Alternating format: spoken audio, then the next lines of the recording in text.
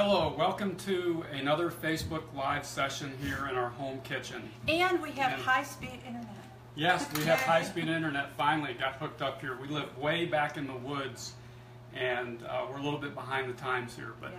But anyways, we have some special guests here again tonight. My parents are here. In fact, they just got here from upstate New York, so this is the first time I've seen you in quite a while. Yeah, for sure. Yeah. And you still have your sweater on, Colin. Yeah, he still has a sweater on. I'm still used to what the New York weather's like. Yeah, it's a very little bit cool here today, too. Yeah. Well, it's in the low 70s. But, so what are we making tonight? So tonight we're making pad thai because that's really quick, it's easy, it's got a lot of vegetables, and that gives everybody time to talk to Colin and Karen and Nelson and ask those really important questions. Oh, hang on. Burn something. It would be really fitting to burn something on Facebook Live. Then we would show you that that's the reality of our kitchen, right, Nelson? Yeah. So pad thai is kind of a bowl style meal, and we did that a few weeks ago with curry. With a bowl, I think of it as having 4 components. You have your starch, you have your vegetables, a sauce, and a protein. And tonight we're going to use tofu because everybody here likes tofu, but you can use tempeh too. And we're going to marinate it. So the first thing we're going to start with, I've already made stuff ahead of time too, so we're not going to do as much cooking tonight since these guys are here. There's several components to this particular sauce. The first thing you're going to do is put water in the blender. It's about a 1/4 cup of water, and you can find this recipe in the PlantPure Kitchen cookbook. You can also find it with a link that we posted. So it's a 1/4 cup of water, and I believe this is, I wrote everything down so that I wouldn't forget. It's lemon juice, no, lime juice, I'm sorry, it's lime juice. Yeah. How much? Well, let me see. 1 tablespoon, and then this is maple syrup, and that's 2 tablespoons. And you can make it less sweet. You can use 1, but you're going to use some. You're going to have. There's a reason that you might want to use a little more sugar because the tamarind is sour, so you want to take that sourness away. So about 2 tablespoons works. You could also use a couple of dates if you wanted to. This is rice vinegar. Rice vinegar is a really mild vinegar. If you use apple cider vinegar or white vinegar, it might set it off in the wrong way. So I would make sure you use rice vinegar. And this is tahini, 1 tablespoon of tahini. You could also use sesame seeds because tahini is really sesame seed butter. So if you want to do that, you can. And then this is 3 tablespoons of low sodium tamari, which is gluten-free. A couple of garlic cloves, we'll throw those in there. We're going to throw in some, this is cornstarch, and that'll help thicken it because we're going to add it to our stir-fry vegetables. And then tamarind, this is interesting stuff. It comes from a fruit. It's really, really sour. Do you know what tamarind is, Karen? No, I don't. So you guys can try it. It's expensive. I paid about $6 for this jar, but this will last me, it looks like molasses, but it will last me for quite a while. But it's really going to add a nice sour component to the sauce, and that's really what makes it pad thai. But not too much. You don't want to add too much. And then a teaspoon of, I like to buy the ginger paste. And it's about a teaspoon. And don't overdo the ginger because that will overpower it. And then sriracha, about a teaspoon of sriracha. And we all know I like it. Oh, I'm sorry, that's right, you're here tonight. I can't make it hot. I was going to make it a little spicy. So I'm going to turn this on the blender, and I can stop for a little bit so we can talk to Karen and Colin. Yeah. Okay. You've got 9 things there, 10 things there. What a concoction. 10 things, yeah.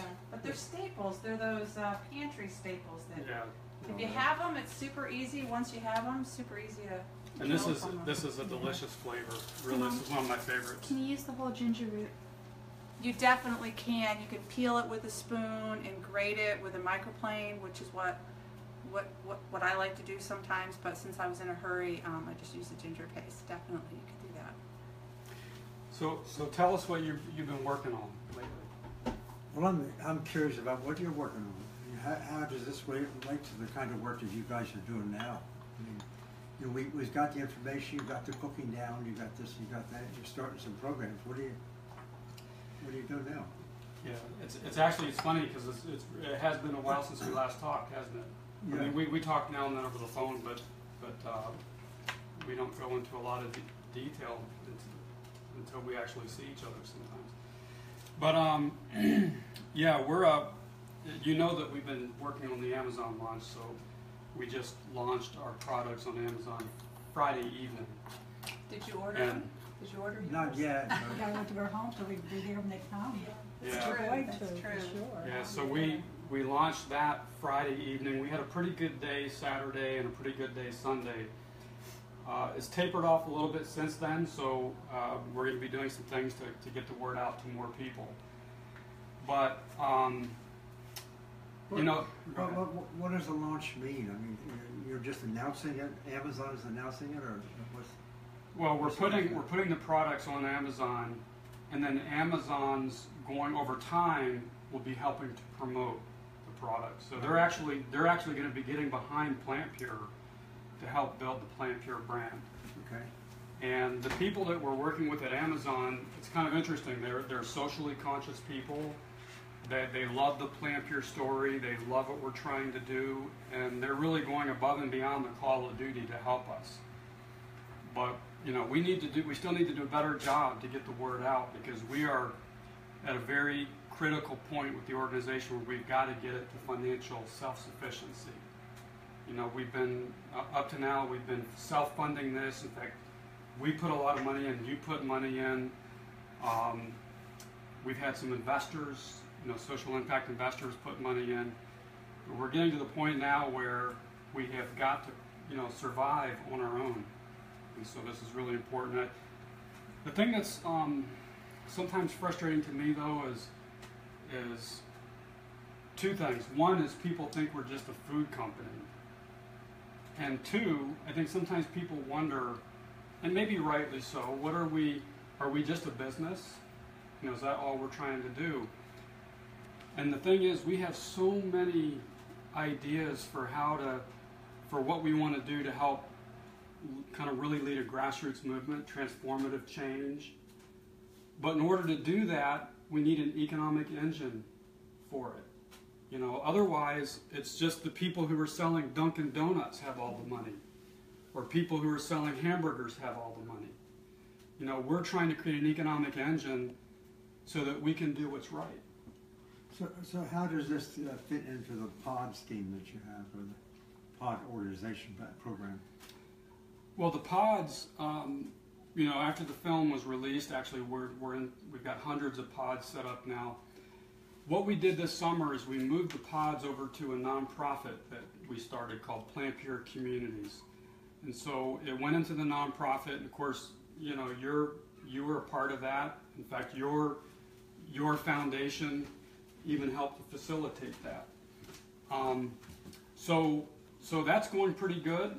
We're getting ready to really help reignite, you know, a lot of the efforts, the early efforts that went into that, and that's happening through the nonprofit. And you know, we hope over time that we can leverage that community to help do the things that we want to do. So one of the things that I'm excited about is our PlantPure Cities program. And so what we want to do is we want to take all the stuff that we've developed and wrap it into a single offering, which is the food and the jump starts and the corporate wellness and the PlantPure Cafe, all of that stuff. And we want to be able to provide this to whole communities, working with local partners like a local city government or you know, a consortium of local groups. But it needs to be the right community, the community where they have, you know, medical professionals who are already promoting plant-based, who have politicians and community leaders who are already on board with the plant-based message. So we need to find that city that has all of those really important components. Are there any limitations on the size of the city? Or too small, too big, or I mean? Well, it can't be more than 50 miles from our house. 50 miles from our house? Just kidding. Because I don't want to be there. No, there aren't. Do you have any any I mean, limitations? what kind of communities are you, soliciting? Yeah, to get so, involved so, in so this? what we want to do is we want to find one community, one city, and it should be a good-sized city where we can beta test this project. And what we're envisioning is coming in and doing a campaign, a citywide campaign, using all of the elements that we've developed. And we also are developing a social network that we can use to help organize the campaign and organize the projects that will be part of that campaign. And what we want to do is to launch that and demonstrate how we can impact the health of the whole community, working with local partners and providing those elements. And maybe what we'll even do is we'll film it as we go, so we can create videos that we can stream out to our community, and maybe even, if we had the money and the outside help, do a sequel to PlantPure Nation. And then what we'd like to do is to, once we demonstrate that, is we're thinking about putting together a big event, a kind of a convention event, where we would draw people from all over the country and share that idea, share that information with them, and share as well the ideology behind it, because there's really a whole new political ideology that I think that we could define around this idea of bottom-up change, community empowerment. And so the idea is to create that first example and then to explode it out across the country. And now, we've got a real grassroots movement. But to do that, we need to have a team, we need people, we need resources, we need money. So either we can leave the money to the people selling hamburgers and donuts, or we can create an economic engine ourselves to help power something like that. And so that's really what we're trying to do. Once you get in place some examples, some lessons, if you will, are you going to take this information and share it with others, show how they might do it? I mean, I'm just curious. I mean, you can start these different things in different places, but how does that in turn expose what you're doing to other people so they can participate? Yeah. So what we're trying to do is we're going to do this, and we're going to film it, and we're going to share that with our community, because there's not, in my opinion, there's nothing as powerful as the power of example. And so, this is really what we're wanting to do, is to create that example. And then the other thing I should point out is, as we start to promote these efforts around the country, when we see things that are working, when we see initiatives that are working, innovative initiatives, we want to be able to also capture that and share that with the rest of our network, so we can create kind of a massive cycle of social invention and social learning. Well, that was the idea you talked about for the pods. I mean, but then you're talking about just a few places now to really sort of get this started, and that's a little different. The Oasis program, is it? Or, I mean, we just have a few cities. Yeah, so we have the program through the nonprofit that the nonprofit team is working on, called PlantPure Oasis, and that's a program an effort to get this information and affordable food products into low-income communities who have been underserved in the past. And so that idea and that program we're envisioning would be part of these health campaigns that we're going to be launching across the country.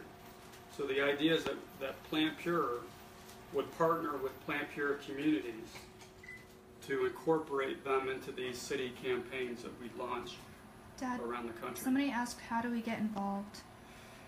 How do you get involved? There's going to be a lot of ways to get involved in the future. What we're wanting to do is to create this model that we can replicate from one city to another, one community to another, using this social network that we've been working on for the past few months. As we start to do that, people in communities everywhere are going to have the opportunity to be involved. So there's going to be tons of opportunity. But what we have to do is we have to get to a place where we can do this. And so this is why we've been putting so much effort on the food and launching with Amazon and trying to generate revenue. And I started out by saying that that's one of the things that frustrates me is I think sometimes people think we're just a foods business and we're just a business. And even when we send out newsletters and we say anything at all about the business, sometimes we get negative responses from people saying, why are you talking about that? And we might get hundreds of people who unsubscribe from our newsletter. So it's a little bit frustrating because, you know, you can't do what we want to do as volunteers. You know, you can't hire a team of 25 or 50 people and say, hey, will you come work for free? You can't do that. And so, I think that's probably the most frustrating part about this whole thing for me is we have this tremendous social vision, but we've got to create the economics to support it. And will you start with small towns? It's another question. Yes, we will operate in small towns. So there's no, you know, there's what the model that we're trying to develop here could be done in a smaller town, it could be done in a city, it could be done in something in between. But the first place that we beta test this will probably be in a larger community. And what we may do is we may open this up to people to submit proposals where they could tell us why they think we should come to their community first. So we may do that instead of just, you know, doing this behind closed doors. Is we may give our community an opportunity to weigh in here. But again, we're not quite ready to do this. We have to get our organization to financial self-sufficiency before we can do all of this. But Right now, I think if you have the money, you could probably get 400 pods right now, just going, just immediately if you had the money, right? well, these pods that are around, you know, many of them are just operating now as plant-based support groups. It's all volunteer, and again, it's being managed by the nonprofit. But if we were at a place as an organization where we were financially self-sufficient and we had sufficient, you know, we had resources to start hiring more people, what we would do is we would focus on this PlantPure Cities program that I'm talking about here. And we would launch a health campaign in an initial city, just like I said, to demonstrate how we can impact. What about aligning with Blue Zone work? You know, I've been thinking about that lately. It's interesting that someone mentioned that. I'll just say that I'm thinking about that. That's interesting that someone raised that. So we'll see. Hey, Leslie. She says, Leslie Haas is on. She says we need to come to Sun City. Yeah, this is actually just, you know, this is what we had wanted to do in Southwest Florida. But we kind of lost our partner there. You know, we had an agreement to do something like this, and they didn't want to. They weren't ready, I should say. They weren't ready to do this with us. So Maybe big money got in the way. I don't know. But Something got in the way. but it's okay because this has allowed us to focus on, you know, getting our products improved and launching with Amazon and really focusing on the economics behind this. We've got to do that before we can do anything else. Are you trying to work with health insurance companies? Not really. You know, we have to do what's easiest first, and I think the best first step for us is to go into the grassroots level and work in local communities and work with city governments and nonprofits and chambers of commerce and people at the local level who have an interest in public health. I would argue that sometimes health insurance companies, you know, they have a certain business model right now that's based on the status quo. So maybe someday. It's kind of changed their ways. Yeah. You know what intrigues me, we've talked a lot about this, is you know, this whole idea. How do you take this very powerful information that we now know? I mean, it really creates health. It really does. And I think, of course, we know there's a lot of skeptical people out there that don't quite believe what we say in this regard until they do it. When they do it, you know, immersion programs, that sort of thing. I mean, that's one way to sort of demonstrate to them that this works. Some people might come back and say, oh, well, you know, that's a short-term thing. But it's not. I mean, this is a lifestyle that people have to change. And so when you talk about the pods, you know, going in and inform them about this, how much do you get into just trying to convince them as opposed to demonstrating in a sense? I mean, I get bothered, quite frankly, and it's difficult to start talking to people about how powerful is this science, as a medical scientist, essentially. On the one hand, what I'm really asking is convinced we got all the evidence that we almost need to make this work, but then how to get people to realize this is their health. Well, This is their community's health. So this is So this is good. So what you're asking is, how do we really demonstrate to people the power of this idea? Yes. Right? Because you know that this is more powerful than any medicine that All we've the ever... pills and procedures combined. Exactly. So this is why, if we take a holistic, community-based approach, where we engage an entire community around this concept. So you have the mayor and the town council, and you have the Chamber of Commerce reaching out to local employers, letting them know how much money they can save if they get their employees eating plants. Yeah, that's the trick. And then you get nonprofits who are doing things in the community, and you get the faith-based community involved, and you get all of these players in the community. What happens is all of a sudden you create this kind of mass psychology where people are listening, and they're wanting to check this out. They're wanting to be involved. They're hearing about it because they're hearing about it from all kinds of different angles. And then all of a sudden people start to do this, and then everyone knows someone who's benefited from this. Everyone has a friend or a family member who's benefited, and it's like a virus. You can't contain it. Yeah. But that's why a holistic community approach, attacking this from multiple angles within a single community, I think makes the most sense. Are you planning to work with farmers markets and people like that? Those communities? Well, sure. So the idea would be that when we use the social network we're developing to launch a health campaign, we would define a series of projects, right? That would be part of the campaign.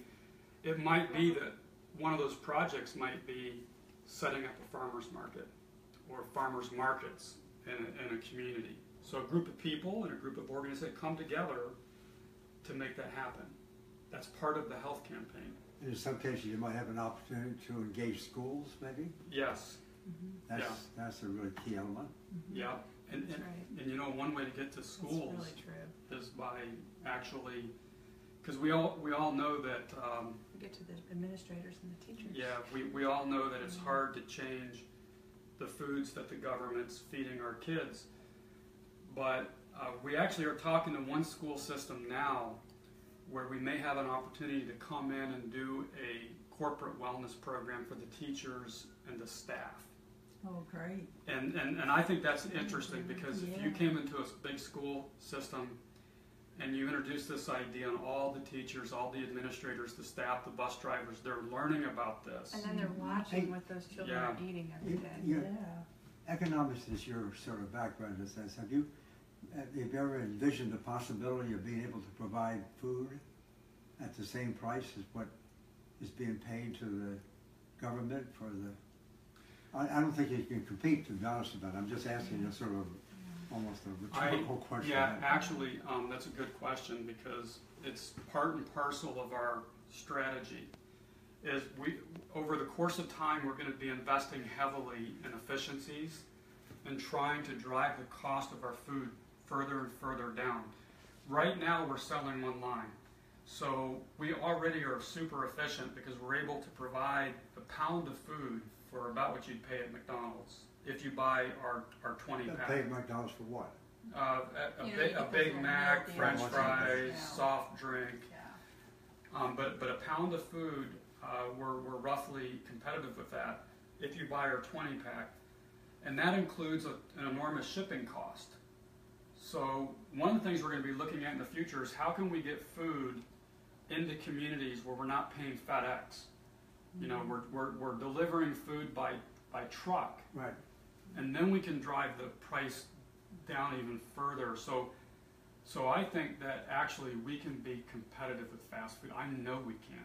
It's just a question of volume. You can be competitive with fast food organizations possibly, but what about the school lunch programs? Well, you know, if we could produce this on, you know, on a larger scale, because schools now, they don't cook anything in those cafeterias. Because I used to work in them, they just ship it in and stick it in the microwave or the oven. If we could Is that the way it works right now? Yeah, they don't cook anything in public schools anymore that I know of, not the ones I worked in. But if we could have big trays and, you know, they could just put them in the oven and feed them our mac and cheese and spaghetti and. Yeah, it is possible when you produce food in That'd be bulk. great, actually. That'd When be you really produce it great. in bulk and you produce it in a very efficient manner, I think it's possible. It's just a question of the market's not there. I mean, it's, Let me ask you a political question. You and I like to talk about that, especially you. In a sense, you know, the whole idea of competing with the USDA essentially, or the government in providing food, if you can get a competitive price going, sort of, is it possible? I mean, can you actually compete with it? We talked about that a bit. But you know what many people don't realize is that the reason the school lunch program is so cheap is because the rest of us are putting money into the government to subsidize it. yeah. So, you know, if you think about that model somehow at a local level, what about the local people putting in enough funding into the local school? If there's some kind of way that the local government might be able to, if there's subsidy needed, I'm not sure that will be. I mean, we just talked about you're simply competing on a fair market price kind of thing. But is there any way that you know, people might dream up ideas of how to use the local money? Yeah, We've always talked about that, use the local resources for. Well, actually, you raise a question about subsidies. It's an unfair playing Of course, field. it's an unfair playing field. And so I think my belief is that we can try to match that, but through efficiencies. But ultimately, what we have to, but it's a tall order. Ultimately, what we have to do is we have to create the awareness of this, of the importance of it, amongst millions of people across the country and around the world, so that people will demand that the government stop making our kids sick, because that's what they're doing. They're making kids sick and they're setting them up for illness later in life. You know, we're as taxpayers, we're buying sickness. That's exactly. We're creating sickness. Yeah. So in turn, then they can be treated, you know, with the wrong message, the wrong procedure, the wrong protocol. I mean, how can a group of teachers actually sit in a cafeteria and look out at what those kids are eating when they're eating this kind of food? Yeah. I mean, And then if you could get something like that going, and then in turn monitor, you know, how much better the kids might just feel. You know, I mean, this that's right. Anthony Demas did that, you know, in her project. Well, something just as big too is the hospitals. How about if you have a heart attack and the next day you get a nice steak? Yeah, that's right. That's Yeah. another. And that. Yeah, how many stories have we heard of That people It's true. who were in the That's who had heart disease, and Right. the next day they're bringing them eggs and meat? Right. No, it's a crime. And then the other thing that people don't talk about, and I know this isn't popular because, you know, maybe some people don't care about this, but I care about it, and that is what we're feeding people in prison. Oh yeah, that's a I mean, fantastic place. and you know, you had a student who once did a study looking at two people in two prisons who went on a plant-based diet, and there's a strong link, as you know, to behavior. A lot of these guys and people in prison have hyperactivity disorders and other things that are influenced by what they're eating. And so what they do is they feed all of these people just the worst food. And the cost to the system because they get sick. Yeah, then they get, exactly, they're paying, you know, millions and millions of dollars in medical costs for these inmates. The whole thing's ridiculous, but the only way we're going to change it is by raising awareness. That's Yeah, right. but yeah. One of the most inspirational stories I've ever heard of or was involved in a sense, it had to do with prisons, and you know, had to do with our friend Anthony Demas working in a it wasn't really a prison, it was a, what do you call it? Young like a people. juvenile Yeah, it was. facility It was a prison, under prison conditions, and for so bad kids. she had them keeping diaries, you know, as they sort of started changing, and as they were participating in actually cooking the food and that sort of thing. Very exciting thing. And the change that occurred amongst those young guys was amazing. So amazing that, you know, she was able to arrange, and I worked with the superintendent of prisons to bring one of those people to my class at Cornell. And that was the best presentation. I had lots of people come. This guy was 19 years old, never talked before a group before. He saw the change. He saw it himself. That was the most inspirational talk I think I've ever heard. You know, and so I can't help but think of that, you know, because what you can do inside of prisons. Yeah. If there's any communities that want to participate in that kind of thing. And that goes back to the whole school thing, because a lot of these kids that there are a lot of kids that grow up literally on soda and potato chips and Lucky Charms. Right. You know, I didn't realize how bad it was until we were in rural North Carolina, and one of our kids said to me, "Mom, my friends only drink soda. They literally don't drink water." You don't and then you go into the cafeterias. Well, I don't think they're doing it now, but they were selling soda and lemonade and high fructose corn syrup, this and that. But you don't realize until you get into these communities what these kids are living on. Sure. Yeah. But see, imagine now, in terms of raising awareness, which is what we have to do, imagine if you could go into a city and if you had the right leadership and you have all of the things that we've been developing in PlantPure, the food and the education and the jump starts. We even have a restaurant model. We have a corporate wellness program and other things. We also just are launching a seminar program. Imagine if you had the support to go into a city to do all that at once, and you engage the local media, and everyone's hearing about this. And like I said, all of a sudden people are interested. And so people are trying this, and then pretty soon everyone knows someone who's benefited from this. Yeah. Imagine when you make that type of concentrated effort, what you could do. And then imagine if you film it. Imagine if you capture that. And then you've got the national audience looking in. Imagine how you might be able to launch a movement like that, right? And so when you ask about what we're working on, that's really what it is. That's where we're headed. That's where I hope we can get to someday, because I think that's when you're going to see some big change. Right. Yeah, we should actually think about our own small town Ithaca, Sure. which is a very kind of liberal oriented city. But our mayor, young guy, 29 years old, he's already served 2 terms, I think. Really? He came out of school. He finished up at Cornell. Really bright guy. Yeah. And so he ran for mayor and he won. Now national people are looking at him because he's so inspiring. He was a homeless guy. He was raised in a homeless family. And somehow he got lucky. Somebody gave him a scholarship to go to school at Cornell. He went through that. Now he's elected mayor, and that guy is really tuned in, to serving the public. It's a very exciting story. We need someone just. And so you get these kind of people together with the local market. You get schools. You get the faith-based groups in town, and other organizations, and they just maybe just get representatives, just get together and say, "Hey, what can we do?" In town. Yeah. Well, then we can live closer to home if we do that. This is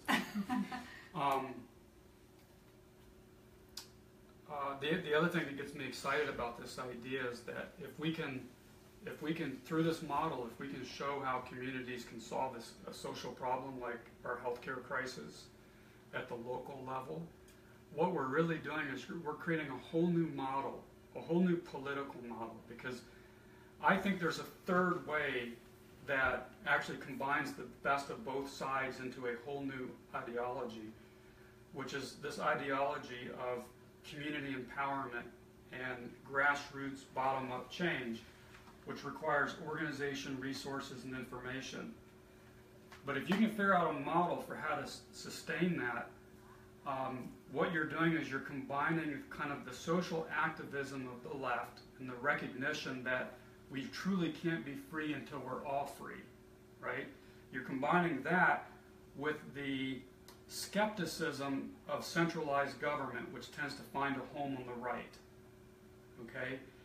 And you're saying, let's combine this activism with community-based bottom-up change, not top-down governmental change, which is always captured by the rich and powerful. Right. Okay? So I think this is a whole different ideology that could actually unify people from both sides. Well, you know, you always talked years ago about, and you got quite enthusiastic about that model of, you know, keeping resources, especially revenue, that's paid for from the local community, in the community. And I think the figure you gave, and I'm not sure if this is still true, there's something like only 5 cents on the dollar, you know, that's paid into the central authorities, actually stays or comes back to the community. Yeah. Is that still true? Well, yeah, so therefore, you know, figure out a way. Start a political movement. That's your background too. Start a political movement where you can actually get some of those local resources, you know, devoted to the local community and doing something like this. Yeah. I mean, I'm being well, you know, people never stop to think that less than a nickel of what they pay out of their paycheck in taxes stays in the communities that they live in. Most of it goes someplace else. It goes to Washington, it goes to the state capital, a lot of it goes overseas. And there's no accountability.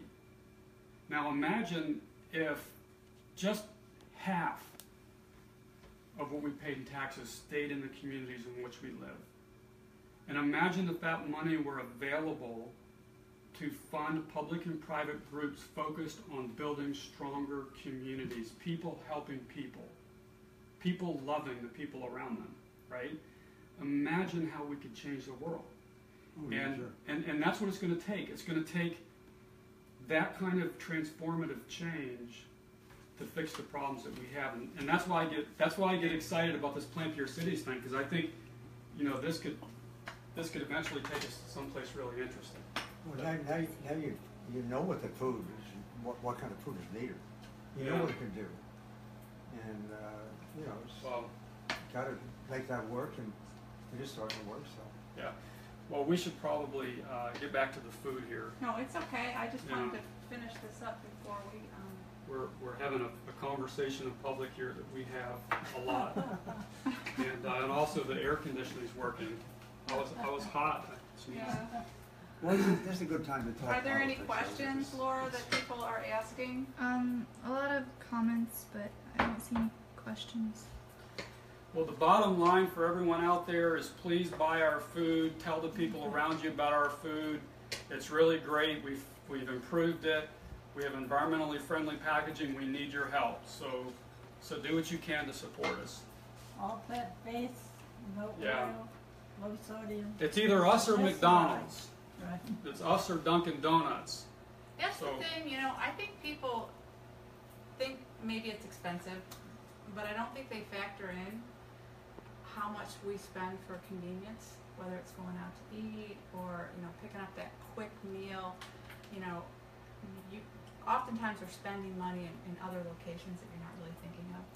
And so the 20-pack, it's nice to have it in your freezer.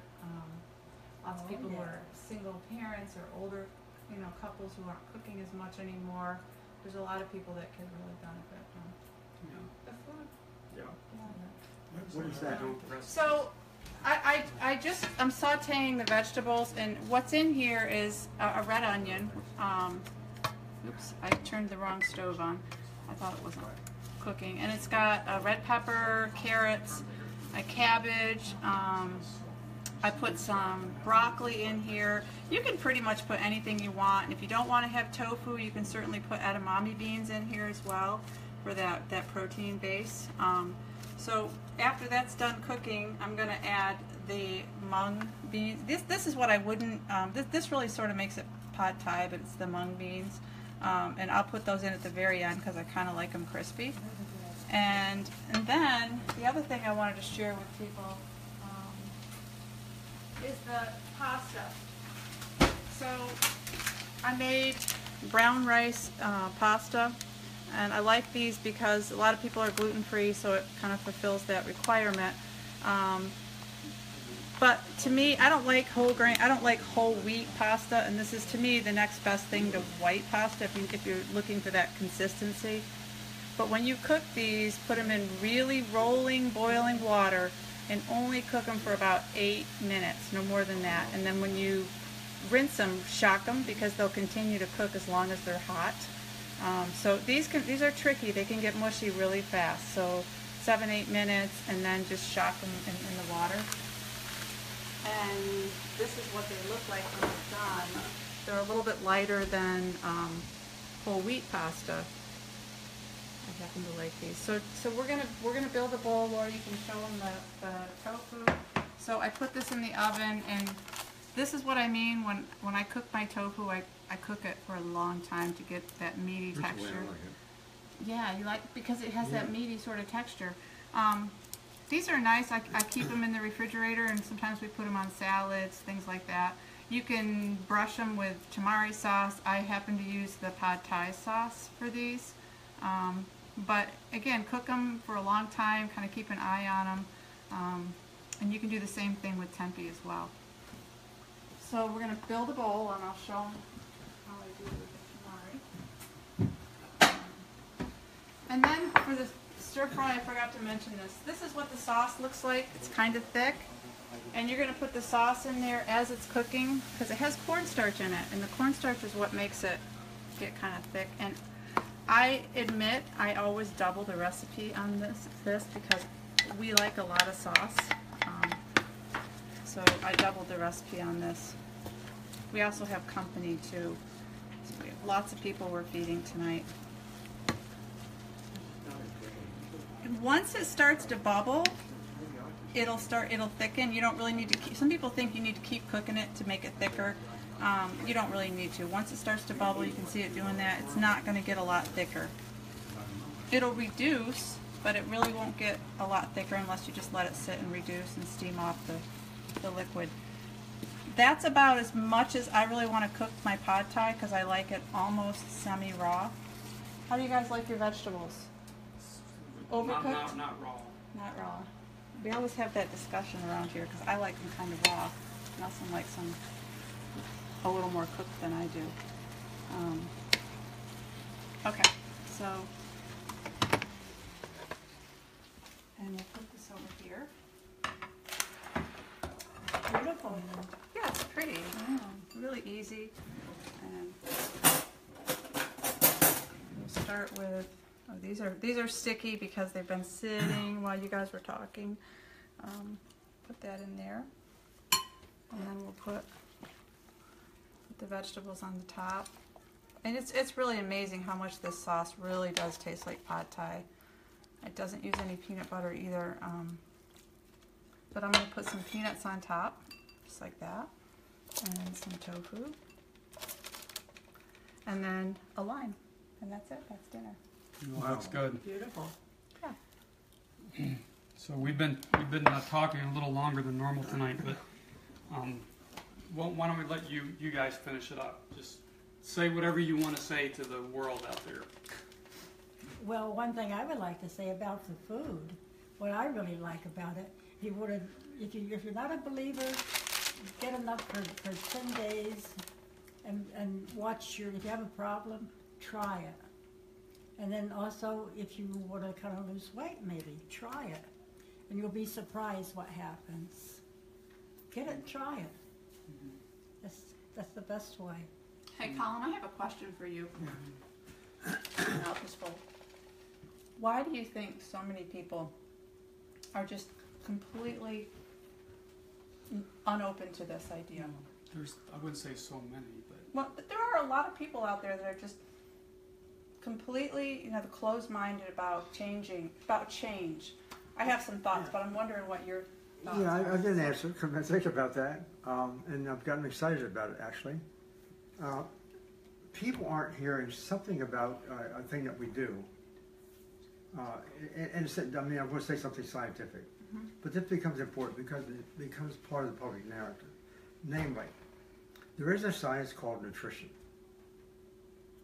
And unfortunately, this word nutrition is not being told by the authorities. It's not being told by the medical people. They're not being trained in the area.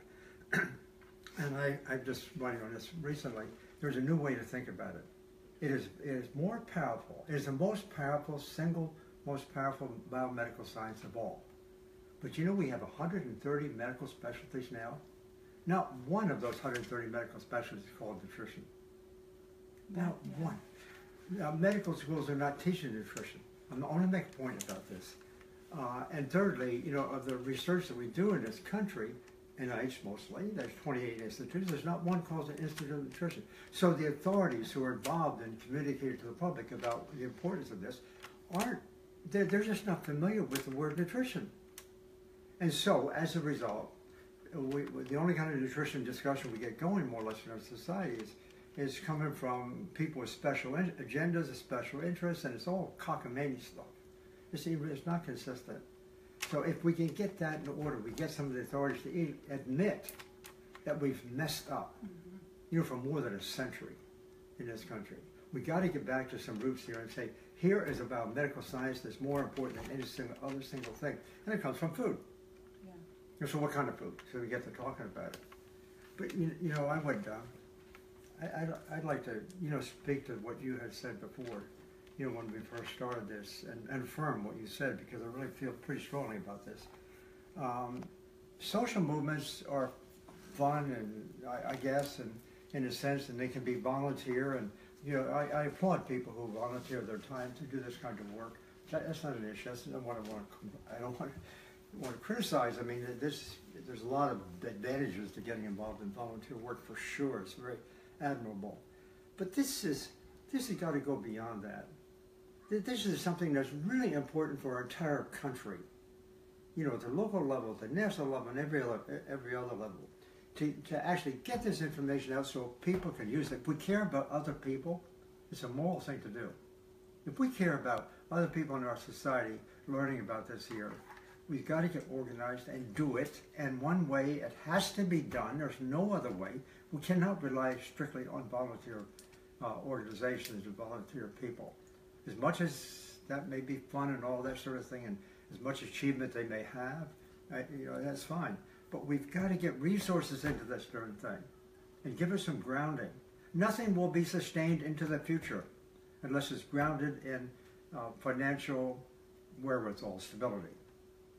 And so I just wanted, I mean, I have spent my career not interested in just amassing money for myself, that's for sure. Whenever it's possible, I do try to do it, you know, without necessarily relying on trying to get some money for it or you know, for myself, that's for sure. I think she would agree with that. but the fact of the matter is, you know, as far as organizational activities are concerned to serving the public, we've got to get financial resources involved in that. And with your background in economics, you did a degree in economics and one in political science, and you got the right background. We've really got to think about doing this, and of course, at the very simple level here now, people have got to invest in this. This may sound a little bit crass to some people, but you know, quite frankly, they're not looking out for the larger good when they say that. Yeah. They really are. You know, we've got to think about the others. We've got to think about the rest of society, and that's going to take some funding. It's either us or McDonald's.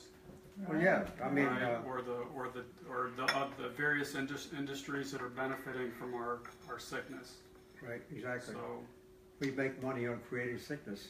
Yeah. Unfortunately, and that's the way it works. All right. Well, I think we might be overstaying our welcome here. We lost our camera person, so I had to come behind the phone. Yeah. All right. Well, is there anything else you guys want to say? It's I'm looking forward to eating some of this. Yeah, right. And actually, I think your granddaughter made you a cake too, right behind you. Yeah. All right. Well, thanks for joining us in this Facebook Live, and thank you for joining us. Yeah. Thanks, everyone. And until next time, be well.